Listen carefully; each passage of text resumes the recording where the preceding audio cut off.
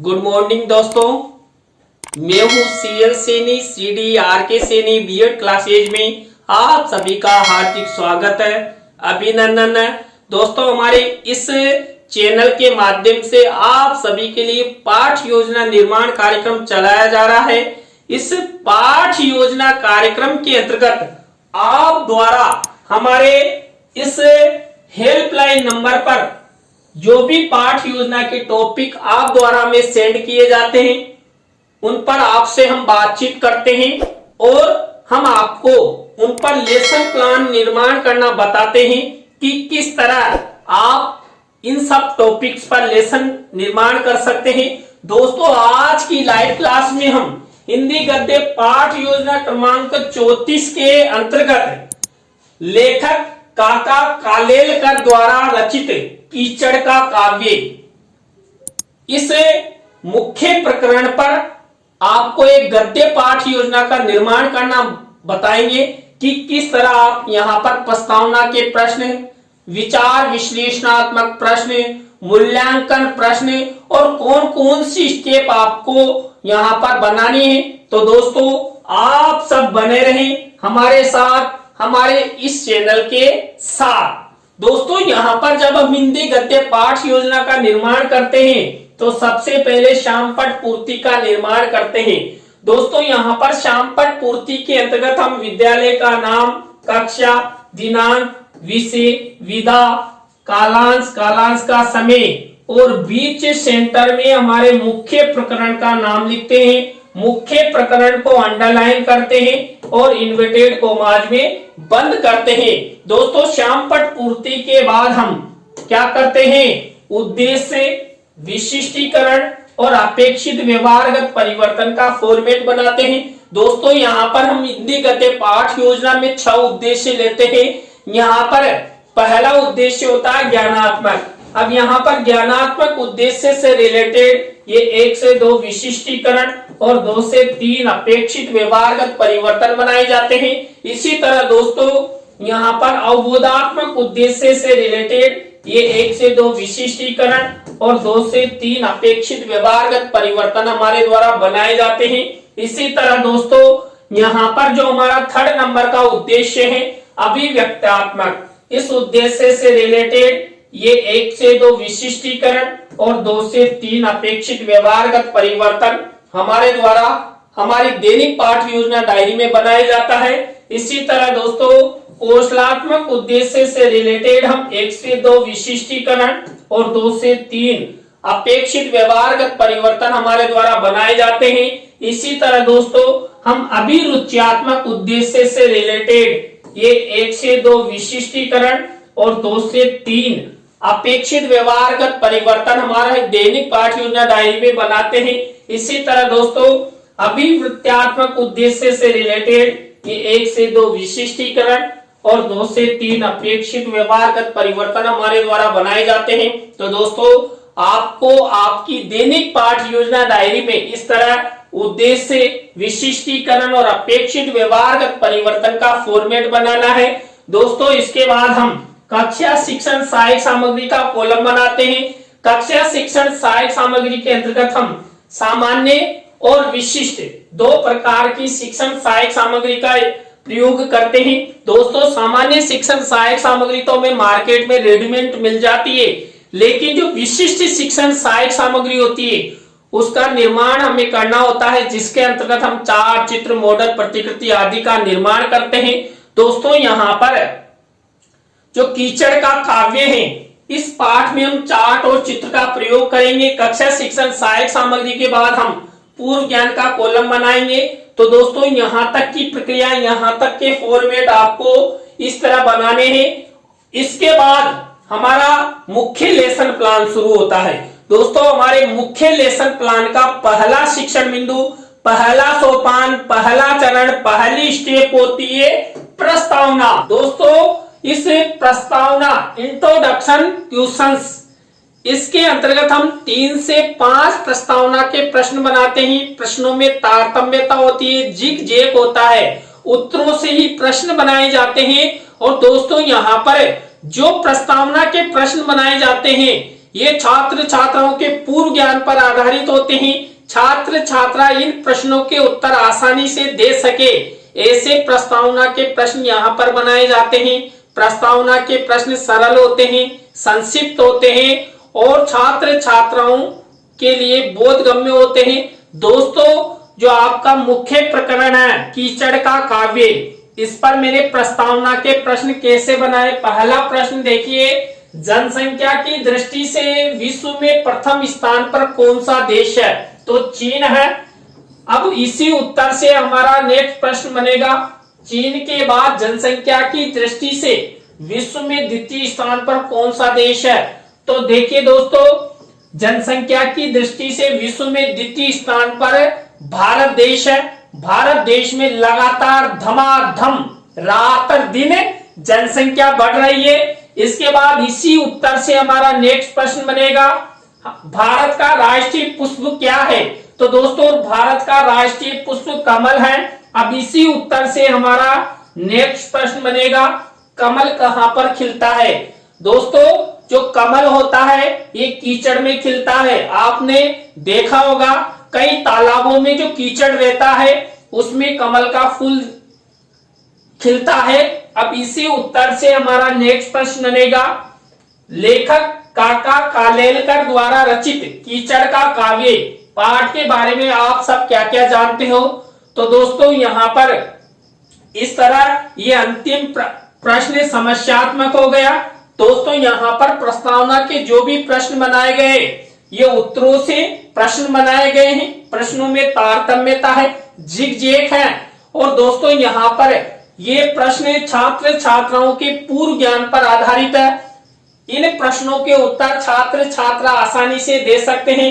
दोस्तों, प्रस्तावना शिक्षण बिंदु के बाद हमारी सेकंड स्टेप आती है उद्देश्य कथन की।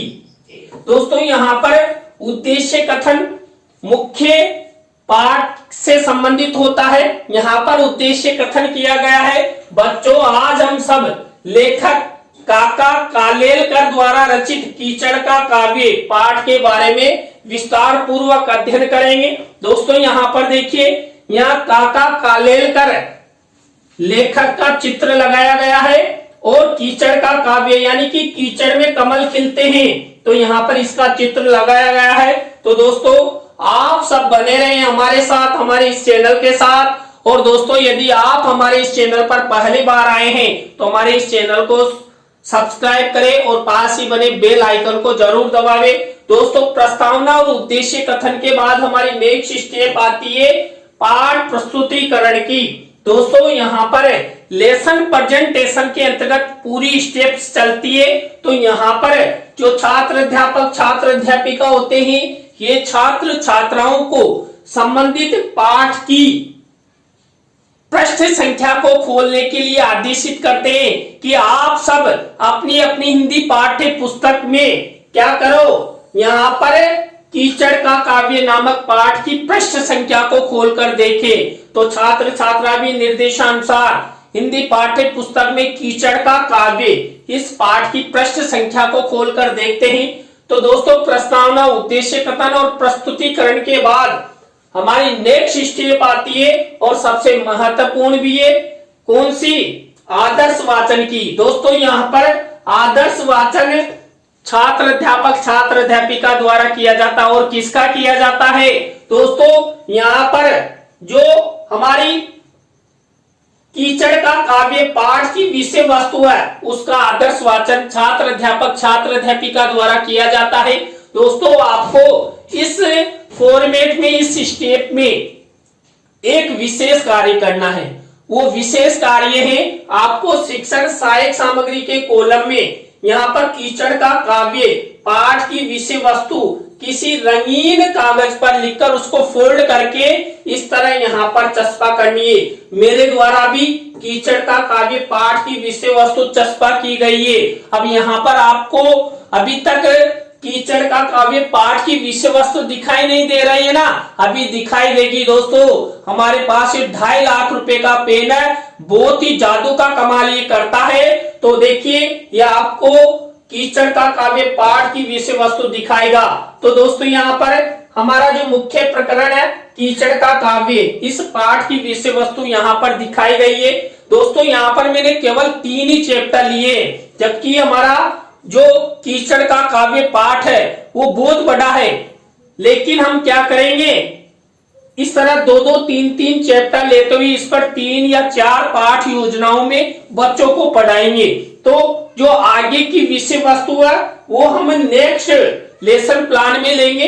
तो दोस्तों इस तरह आपको ये शिक्षण सहायक सामग्री में कीचड़ का काव्य विषय वस्तु का मिनीचर लगाना है। दोस्तों आदर्श वाचन की स्टेप के बाद नेक्स्ट स्टेप आती है अनुकरण वाचन की। दोस्तों यहाँ पर अनुकरण वाचन किया जाता है छात्र छात्राओं द्वारा। निर्देश कौन देता है, छात्र अध्यापक छात्र अध्यापिका। अब छात्र अध्यापक छात्र अध्यापिका पूरी कक्षा में से उसकी इच्छा अनुसार किसी भी छात्र छात्रा को खड़ा करता है और मुख्य पाठ के आदर्श अनुकरण वाचन हेतु यहाँ पर निर्देशित किया जाता है। तो दोस्तों ये अनुकरण वाचन की स्टेप हो गई। देखिए बच्चे अनुकरण वाचन कर रहे हैं, ध्यान से पढ़ रहे हैं। दोस्तों अनुकरण वाचन के बाद हमारी नेक्स्ट स्टेप आती है अशुद्धि संशोधन की। दोस्तों इस स्टेप के अंतर्गत अनुकरण वाचन के समय छात्र छात्राओं द्वारा की गई अशुद्धियों को, यहाँ पर जो छात्र अध्यापक छात्र अध्यापिका होते हैं ये शामपट की सहायता से उनका जो उच्चारण गलत होता है या अशुद्ध उच्चारित शब्द उनको ठीक करवाए जाते हैं। तो इस तरह का फॉर्मेट आपको यहाँ पर बनाना है। दोस्तों यहाँ पर देखिए एक तरफ अशुद्ध शब्द और एक तरफ शुद्ध शब्द, इस तरह आपको ये अशुद्धि संशोधन की स्टेप अपनानी है। अशुद्धि संशोधन की स्टेप के बाद हम नेक्स्ट स्टेप के रूप में क्या करते हैं, काठिन्य निवारण की स्टेप अपनाते हैं। दोस्तों काठिन्य निवारण की स्टेप के अंतर्गत भी यहाँ पर छात्र अध्यापक छात्र अध्यापिका शामपट की सहायता से जो हमारा मुख्य प्रकरण है यानी कि कीचड़ का काव्य, इसकी विषय वस्तु में से कोई कठिन शब्द है या व्याकरणिक दृष्टि से महत्वपूर्ण शब्द है उनके बारे में यहाँ पर छात्र छात्राओं को बताता है। तो यहाँ पर शब्द अर्थ विधि प्रविधि इस तरह का फॉर्मेट अपनाया जाता है। तो दोस्तों ये काठिन्य निवारण की स्टेप पे हो गई। इस स्टेप के द्वारा छात्र छात्राओं के शब्द भंडार में वृद्धि होती है और छात्र छात्रा अच्छी तरह व्याकरण का ज्ञान प्राप्त करते हैं। इसके बाद हमारी नेक्स्ट स्टेप आती है सारांश कथन की। दोस्तों यहाँ पर जो हमारे मुख्य प्रकरण है कीचड़ का काव्य, इसके जो विषय वस्तु ली थी उसका सारांश कथन यहाँ पर किया जाता है। और दोस्तों यहाँ पर आपको एक विशेष कार्य करना है, शिक्षण सहायक सामग्री के कॉलम में आपको क्या करना है, कीचड़ का काव्य पाठ का सारांश किसी रंगीन कागज पर लिखकर उसको फोल्ड करके इस तरह ऊपर लिख देना कीचड़ का काव्य पाठ का सारांश और इस तरह मिनीचर लगा देना। फिर आपको पाठ कीचड़ का काव्य पाठ का सारांश नहीं दिखाई दे रहा ना, घबराइए नहीं, हमारे पास ये 2.5 लाख रुपए का जादू का पेन है और ये आपको कीचड़ का काव्य पाठ का सारांश दिखाएगा। तो दोस्तों यहाँ पर ये कीचड़ का काव्य पाठ का सारांश है, इस तरह आपको ये पाठ का सारांश लिखना है। दोस्तों पाठ के सारांश के बाद हमारी नेक्स्ट स्टेप आती है बोध प्रश्न की। दोस्तों यहाँ पर जो हमने विषय वस्तु लिए कीचड़ का काव्य, इसमें से हम ये बोध प्रश्न बनाते हैं। इस तरह ये प्रश्न ये उत्तर। यहाँ पर बोध प्रश्नों के बाद हमारी नेक्स्ट स्टेप आती है मौन वाचन की। दोस्तों मौन वाचन किया जाता है छात्र छात्राओं द्वारा। निर्देश कौन देता है, छात्र अध्यापक छात्र अध्यापिका कथन। अब देखिए यहाँ पर जो छात्र अध्यापक छात्र अध्यापिका है उसके द्वारा ये निर्देश दिया गया और छात्रों ने मौन पठन किया। दोस्तों नेक्स्ट हमारी स्टेप आती है विचार विश्लेषणात्मक प्रश्नों की। विचार विश्लेषणात्मक प्रश्नों के अंतर्गत हम क्यों और कैसे वाले प्रश्न बनाते हैं। तो दोस्तों ये विचार विश्लेषणात्मक प्रश्न हुए। विचार विश्लेषणात्मक प्रश्नों के बाद हमारी नेक्स्ट स्टेप आती है मूल्यांकन प्रश्नों की। दोस्तों मूल्यांकन प्रश्नों के अंतर्गत हमने जो हमारी मुख्य विषय वस्तु ली यानी कीचड़ का काव्य, उसी में से यहाँ पर मूल्यांकन प्रश्न बनाए जाते हैं। मूल्यांकन प्रश्नों के अंतर्गत हम 3 तरह के प्रश्न बनाते हैं दोस्तों। यहाँ पर जो मूल्यांकन प्रश्न होते हैं उनमें हम विशेष ध्यान रखते हैं और 3 तरह के प्रश्नों में वस्तुनिष्ठ प्रश्न, रिक्त स्थानों से रिलेटेड, सत्य असत्य से रिलेटेड प्रश्न बनाते हैं। और दोस्तों जब आप कीचड़ का काव्य पाठ को अपनी दैनिक पाठ योजना डायरी में बनाए तो आपको इस तरह ब्लैक शीट का निर्माण करना है और सिल्वर कलर के पेन से ये मूल्यांकन प्रश्न लिख देने हैं। दोस्तों मूल्यांकन प्रश्नों के बाद हमारी नेक्स्ट स्टेप आती है गृह कार्य की। दोस्तों गृह कार्य की स्टेप इस तरह आपको बनाना है। तो दोस्तों आज की लाइव क्लास में हमने हिंदी गद्य पाठ योजना क्रमांक 34 के अंतर्गत कीचड़ का काव्य जो लेखक काका कालेलकर द्वारा रचित है, इस पर आपको लेसन प्लान निर्माण करना बताया। आज का लेसन प्लान आपको कैसा लगा कमेंट्स में हमें जरूर बताएं। अच्छा लगा हो तो लाइक करें, कमेंट्स करें और शेयर जरूर करें दोस्तों। और इसी तरह आप हमारे चैनल का सपोर्ट बनाए रखें और आप भी चाहते हैं सैनी सर द्वारा हमारे हिंदी गद्य टॉपिकों पर लेसन प्लान बनाए जाए तो आप हमारे इस हेल्पलाइन पर आप हिंदी गद्य के टॉपिक हमें सेंड करें, हम आपसे बातचीत करेंगे और उन पर लेसन प्लान निर्मित करेंगे। तो दोस्तों आज के लिए बस इतना ही। न्यू लाइव क्लास के साथ हम आपसे फिर मिलेंगे CDRK सैनी बीएड क्लासेज पर। जय हिंद, जय भारत, राम राम साहब।